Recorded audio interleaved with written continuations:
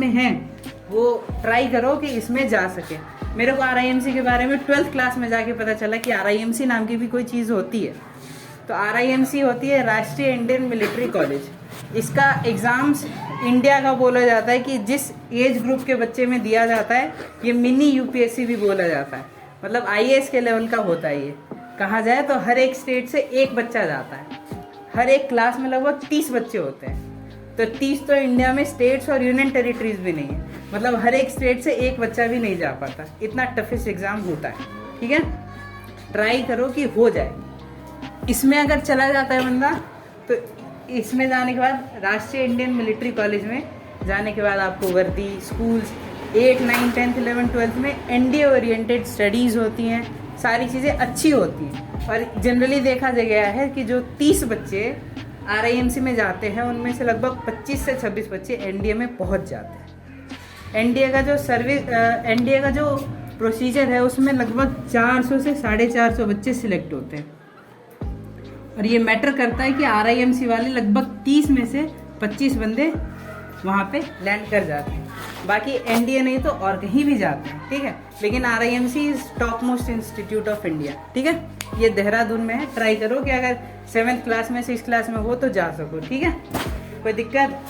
RIMC के बारे में घर जाके थोड़ा सा और स्टडी करना, बहुत अच्छी चीज़ है, बहुत अच्छी जगह है। इंडिया का लगभग सबसे बेस्ट मिलिट्री कॉलेज है और स्कूल्स भी होते हैं इसके अंदर 8, 9, 10, 11, 12 NDA ओरिएंटेड पढ़ाई होती है, बहुत अच्छी जगह है।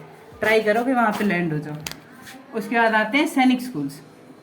सैनिक स्कूल्स होते हैं 2 क्लासेस में एडमिशन होता है, 6th क्लास में और 9th क्लास में, और कई बार देखा गया 11th क्लास में भी 2-4 एंट्रीज हो जाती है। तो घर जाके इनके बारे में पता करना। सैनिक स्कूल्स होते हैं, ये पूरे इंडिया में ऐसे 22 से 25 स्कूल्स हैं। हर एक स्टेट में लगभग एक स्कूल है। दिल्ली में यूनियन टेरिटरी इसलिए कोई सैनिक स्कूल नहीं है, बाकी बिहार, उड़ीसा, जहाँ से भी हो आप लोग, यूपी, इन सब में सैनिक स्कूल्स हैं। इनफैक्ट यूपी और बिहार में 2-2 सैनिक स्कूल्स हैं और हर एक क्लास में 6th, 9th और 11th में लगभग 30-30 बच्चे जाते हैं उस स्टेट के। तो इसमें जाना बड़ी बात है। इसमें भी अगर जाते हैं बंदे तो सैनिक स्कूल में ट्राई करो जाने का। इसमें भी अगर हर एक क्लास में 30 बच्चे हैं तो लगभग 15 से 20 बच्चे NDA में पहुंच जाते हैं। मतलब मैं ये नहीं बोल रहा कि इसी स्कूल के बच्चे सारे सिलेक्ट होते हैं, लेकिन अगर इस स्कूल में आप लैंड करते हैं तो ज़्यादा ही अच्छी बातें हो जाती है। सर्विस ओरिएंटेड, NDA ओरिएंटेड पढ़ाई ज़्यादा होती है। अब जैसे कि हम लोग यहाँ पे, तो हम लोग यहाँ पे सिर्फ 9, 10th, 8th ऐसा पढ़ते हैं। हम लोग को, हमने तो जैसे मैंने रैंक्स बताई आप लोग को याद भी नहीं होगी, पता भी नहीं होगा और सुना भी नहीं होगा, है ना। समझ में आ रहा है? चलो, तो RIMC के बारे में, सैनिक स्कूल्स होते हैं, मिलिट्री स्कूल्स होते हैं और RMS भी होता है, राष्ट्रीय मिलिट्री स्कूल। ये 3 टाइप के स्कूल्स हैं जिनमें से ज़्यादा बच्चे NDA में जाते हैं। NDA is best entry, NDA से बढ़कर कोई नहीं है। कहा जाता है NDA से जो पास आउट होते हैं आर्मी में उनको भगवान माना जाता है। उनकी सारी इश्यूज, सारी प्रॉब्लम्स सॉल्व होती है। बाकी अगर जो रिमकोलियन होता है, मतलब जो RIMC से पढ़ा होता है, वो NDA में पूजा जाता है। तो NDA के अंदर पूजा होना इस बड़ी बात। ओके, समझ में आ रहा है? चलो तो बात करते हैं अब और कुछ। तो देखते हैं, जैसे NDA की बात करी तो ज़्यादा ये जो पेपर है वो UPSC कंडक्ट करता है। UPSC बोले तो यूनियन पब्लिक सर्विस कमीशन, ठीक है। अब ये कहा जाता है कि इस लेवल में UPSC का सबसे बेस्ट एंट्री होती है और 12th के बाद सबसे अच्छी एंट्री मानी जाती है। अगर आर्मी, नेवी, एयरफोर्स में जाना है तो ये एंट्री सबसे बेस्ट एंट्री है। अब कुछ और फैक्ट्स बताता हूँ NDA के बारे में। अगर लड़कियों को जाना है तो लड़कियों की लगभग 20 से 25 सीट्स होती हैं। इस बार 19 लड़कियाँ ही गई थी, लेकिन लड़कियाँ इस पिछले 2 बार से जाना अलाउड हुआ है। तो उम्मीद करते हैं इन फ्यूचर जब तक तुम लोग जाओगे तब तक तो और सीट्स बढ़ चुकी होंगी, ठीक है। अब बात करते हैं कि कहाँ कहाँ जा सकते हैं। तो अगर आपने साइंस ली है, साइंस बैकग्राउंड है, तो आप एयरफोर्स में जा सकते हैं। एयरफोर्स मतलब एरोप्लेन, और एरोप्लेन मतलब MiG-19, राफेल, जो भी आपने सुने होंगे, फाइटर पायलट्स, फाइटर प्लेन्स, ये सारे जेट्स, ये सारी चीज़ें उड़ाने को, चलाने को सब मिलेंगे। और अगर आप नेवी में जाते हैं तो आपने सुना होगा INS Virat, Indian naval ship Virat, Vikrant, ये सारी बहुत बड़ी बड़ी शिप्स है, डिस्ट्रॉयर्स होती हैं। इनमें इनको चलाने का, इनकी कैप्टेंसी करने का मौका मिलेगा तो ये मतलब सबसे बेस्ट एंट्री होती है मेरे हिसाब से। मेरे हिसाब से क्या माना भी जाता है, ठीक है। बाकी देखते हैं NDA की बात करें तो NDA मैंने रिटन्स जो होते हैं, जो लिखने की बात कर रहे हैं, वो मैंने 3 बार क्लियर किया।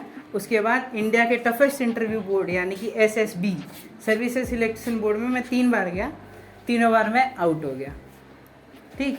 और ऐसा भी होता है कि कई बंदे 20-20 बार जाके भी नहीं होता, पर सबसे ज़्यादा बंदे फर्स्ट अटेम्प्ट में भी क्वालिफाई करते हैं। तो देखिए, अपने आप पे वर्क कीजिए, काम कीजिए। और अब थोड़ा सा SSB के बारे में बताता हूँ।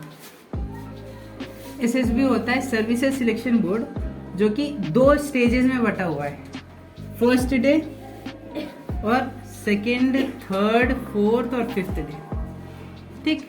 इसमें आपकी ओवरऑल पर्सनैलिटी को देखा जाता है, ग्रूम किया जाता है। तो इसमें सबसे पहले होता है picture perception and description test, PPDT।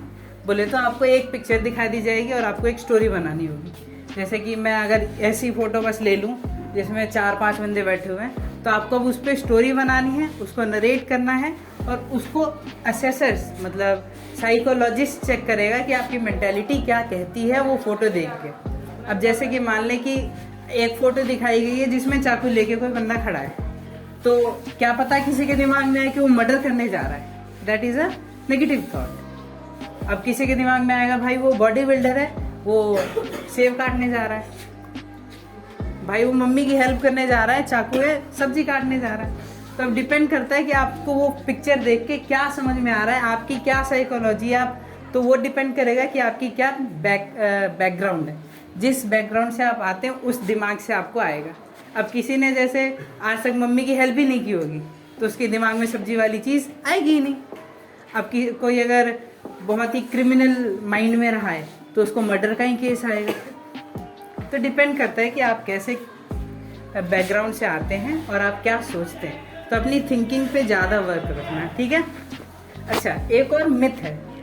Myth मतलब शायद मिथ मतलब झूठी बात ये है कि अगर आर्मी में जाना है तो रोज सुबह 4 बजे उठ के दौड़ने जाओ, बॉडी बन जानी चाहिए अच्छी है, और खाओ, दौड़ो, रनिंग बहुत होनी चाहिए।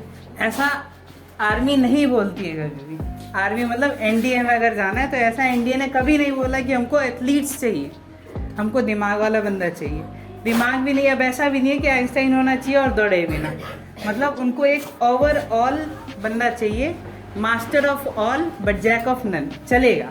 मतलब कि अगर उसको सब कुछ आता है, थोड़ा, हाँ भैया पैसे कमाने आते हैं, हाँ आता है, पढ़ाने आता है, हाँ भैया आता है, दौड़ना आता है, हाँ भैया आता है, हॉकी खेलने आता है, हाँ भैया आता है।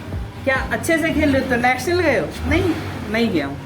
तो मतलब मास्टर ऑफ थोड़ा सबको आना चाहिए। बाकी देखेंगे क्या होता है क्या नहीं होता है ना, लेकिन कोशिश करो कि सब कुछ करो। अच्छा, तो अपने लेवल में आप लोग क्या कर सकते हो कि OLQs ऑफिसर लाइक क्वालिटीज़ आएँ अपने लेवल से। अभी 6th 7th 8th में क्या कर सकते हैं? तो सबसे पहले तो अच्छा खाओ, साफ सुथरा खाना खाओ, ये नहीं बर्गर खाए जा रहे हैं, चाउमीन खाए जा रहे हैं, ठीक है। थोड़ी मोड़ी एक्सरसाइज भी नहीं, खेलने जाओ, खेलने मतलब, और वो भी ग्रुप वाले खेल।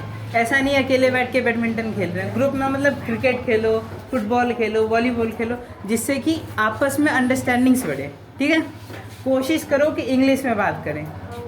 एक ऑफिसर क्या होता है, ऑफिसर को अगर अच्छे से देखोगे, एनालाइज करोगे, ऑफिसर क्या होगा, नॉर्मल उसके भी 2 आँख 2 दांत सब कुछ, 2 आँख 1 नाक 2 कान, सब कुछ वही होगा, है ना, यही होगा ना। पर एक ऑफिसर और एक नॉर्मल बंदे में क्या डिफरेंस होता है? डिफरेंस होता है यहाँ पे। क्या है यहाँ पे? अब आप देखते हैं कि किसको किस काम कैसे किया जा सकता है। नॉर्मल बात करते हैं, जैसे मान लो कि एक मैंने भी कोचिंग खोली है ना। अब कोचिंग खोली तो उसको चलाने के तरीके पे डिपेंड होता है। अब एक बंदा है जो कि सिर्फ कोचिंग खोल के बैठा है, तो क्या उसके पास स्टूडेंट आएंगे? या जो दूसरा बंदा है वो थोड़े हाथ पैर मार रहा है, उसने पैम्पलेट्स बांटे, कोचिंग खोली, बोर्ड्स लगाए, बेंचेस करे, एक दुकान रेंट पे लिया, बाकी बंदों को एडवर्टीजमेंट चल रही है, और बंदे जोड़े, और पेरेंट्स से जाके बात की, तो उसके पास ज़्यादा बच्चे आएंगे या पहले वाले बंदे के पास ज़्यादा बच्चे आएंगे? दूसरे वाले के पास आएंगे। तो ये डिपेंड करता है। और ऑफिसर में ये सारी बातें होती हैं कि कैसे चीज़ों को आगे लेके चले। एक OLQ होती है, टेकिंग इनिशिएटिव। इनिशिएटिव मतलब पहले शुरू किसी काम को पहले शुरू करना है, मतलब क्या काम कैसे करा जा सकता है, कैसे शुरुआत करें, ये सारी चीज़ें देखना। तो आप अपने लेवल में क्या कर सकते हैं? तो सब स्कूल जाते होंगे। तो स्कूल में जैसे कि आप इनिशिएटिव लें कि वो न्यूज़पेपर रीडिंग होती है, या जो असेंबली में खड़े होकर स्टोरीज बोलते हैं, प्रेयर्स कराते हैं, या एनुअल फंक्शन होता है तो उसमें पार्ट लेना, स्पीचेस बोलना, क्लास में एक्टिव परफॉर्मेंस रखना, डिबेट्स ज्वाइन करना, स्पीचेस ज्वाइन करना, ये सारे काम करने से आपकी इनिशिएटिव दिखती है ना। तो ये काम आप अभी से स्टार्ट कर सकते हैं। दूसरा, पढ़ाई में क्या कर सकते हैं? पढ़ाई में मैथ्स पे ज़्यादा फोकस करो, साइंस पे ज़्यादा फोकस करो, SST पे ज़्यादा फोकस करो, इंग्लिश बोलना सीखो। सारे काम एक दिमाग में रखो कि NDA ओरिएंटेड होने चाहिए भाई। और ऐसा नहीं कि NDA क्या है, हुआ है, कोई हुआ नहीं है। बस ये सोचो कि इतने सारे